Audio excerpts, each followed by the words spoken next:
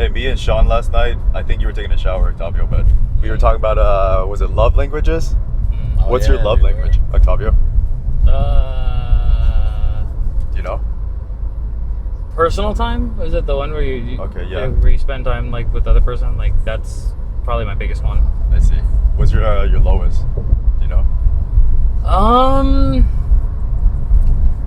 And there's 5 of them in total, right? Yeah. Because I know there's words of affirmation, there's gift giving, there's physical touch, Yeah. and Acts of service. Oh, acts of service. Yeah. The problem is I do a little bit of everything. That's why he has sex. Like He hits all of it. it feels like you have to be honest. No, but like love language, there's 2 parts of love. There's like what you like for you and what you like to do for others. Yeah. It's like So- how you give love Like, but and I- how you like- receive love. Yeah, so Yeah. when I was talking last night, I'm talking about what I like, Yeah. like to be given to me. Yeah, because to me, I would say my 2 biggest ones for sure are personal time and physical touch. I'm like you kind of like I feel so much closer to someone when we're like we don't have to be like full on handsy, but just like being able to like cuddle. You two are both physical touch? Yeah, bro. Oh, whoa. Like, that's like one of my lowest. I don't really care much for physical touch. I do. Oh, interesting. I do. I care a lot. Yeah? Yeah, because I'm like acts of service I don't care for too much, and words of affirmation I've kind of I'm at a weird point with words of affirmation where I'm like I'll as much as I like positive feedback, I prefer you be real with me and give me like even constructive criticism. Like I adore when someone's able to give me that because it feels so much more authentic. So yeah, I'm more definitely the other 2 are my top 2. You know what's interesting?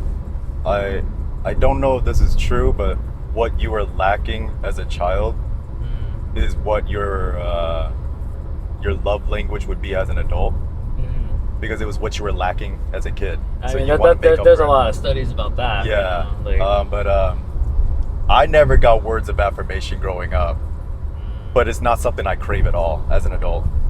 For me, when I hear words of affirmation, I'm like, do I look like a little bitch to you? You gotta fucking pet me and shit like a dog? I'm good, dog. Yeah. So it's kind of interesting. I've never been a words of affirmation person, even though it's what I was probably lacking the most. And then the one thing getting beaten, we're going back to beaten conversation. I got beaten so much that you would think my love language would be physical touch, that I need some physical touch for love, but I'm like, nah, fuck that. No one touch me. That's a trauma response at this point. yeah, I don't think it's. See, I don't think for some people maybe there is like a correlation there, but I'm like, yeah, I didn't lack physical touch growing up because between my mom and her family was always very like physically affectionate.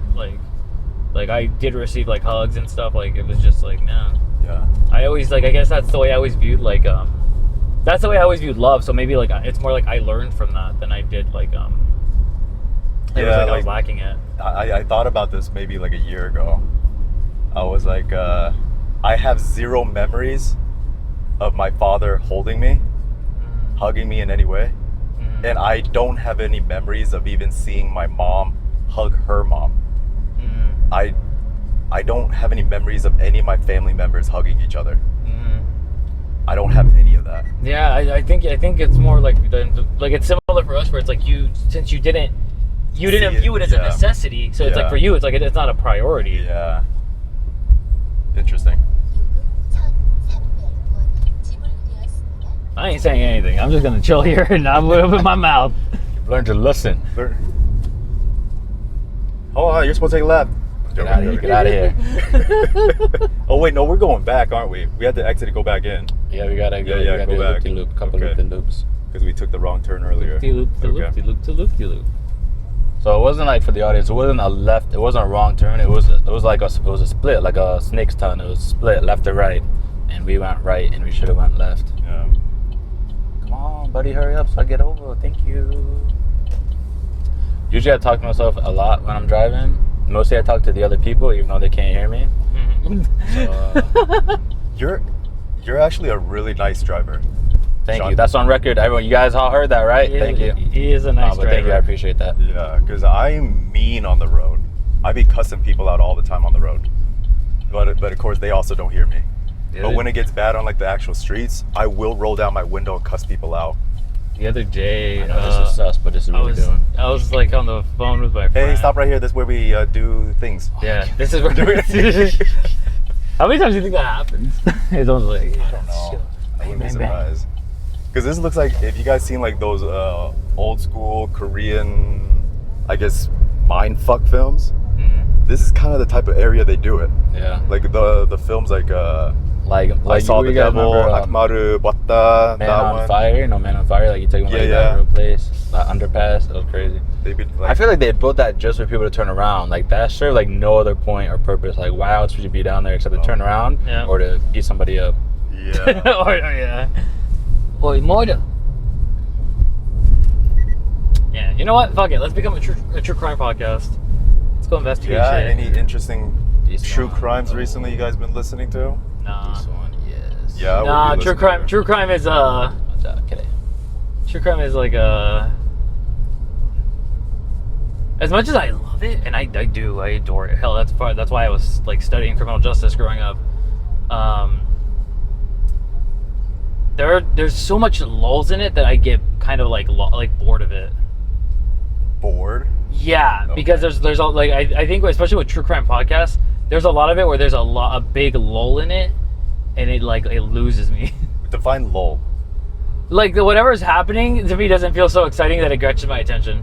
Speaking from the ADHD perspective, like it's like I can't like stick with it too much. You know how they say like people who enjoy true crimes, there's something kind of fucked up in their heads? I think it's kind of true. I've been watching that shit or listening to like podcasts. Like this isn't content that I seek out, but when it's presented to me, I'm like, I don't want to watch this. This is kind of fucked up. These humans are fucked up. Yeah, there's a lot of fair criticisms to be made about true crime podcasts, especially the way they exploits the story for their own personal gain, as well as like the disrespect they kind of show the victim and their families by the way they either exaggerate the story or try to like create the sense of like suspense, like it just make a theater out of it. Yeah, I get it. It's like no, but I mean, at the same time, I feel like these stories should be told, though. Exactly, like that's the two sides to it. Because it's like these are cold cases, right? Like there's no at times there's no resolution to it, and it's like, and the police like sometimes the whole point of this is just to get people's attention again, so they can think. So anyone who sees something, remember something, or like maybe there's a crucial detail that's missing, they know, they were there, they saw, and it kind of like is like, oh my god, and it kind of leads to like some of these cases like becoming solved and some kind of peace to be found. It's just like it's messy. It's messy for sure. Speaking of crime, because we're in Korea and we're away from like being back home, do you guys ever wonder if you would fly back home and then immigration just arrest you for some reason? Probably not. Yeah? That thought always crosses my mind. Like every time I think about going home, I'm like, man, is immigration gonna get me for something? And I think it's my thing is, if they're gonna get me for a crime, it'd be some type of tax problem. Like I didn't do my taxes properly or something for like 10 years. So that's when they finally catch me for something that I don't think they're gonna get you then and there for a tax crime, dude. To be fair, tax crime is, I think, so low on the radar that it's not the kind of crime that they're gonna stop you at the fucking airport. Yeah. No, that's something that they send you like hundreds of notices about and stuff like that. Like it's white collar crime. You know what I mean? It's not something that you're gonna get fucking attacked for or anything like that. It is something I worry about though. And then like sometimes maybe if I go to China or something. And then because some of these countries you got to submit your social medias and shit like that. Yep. I'm worried like one of these days I go to a country, they look at my shit, like, hey, this podcast you got, what's this about Winnie the Pooh? Oh. Our great leader. Oh. And I'm like, oh shit, here we go. And now we can't go to China because he just did it with us in the car. What's good? I want to go to China. No, it is something I do think about.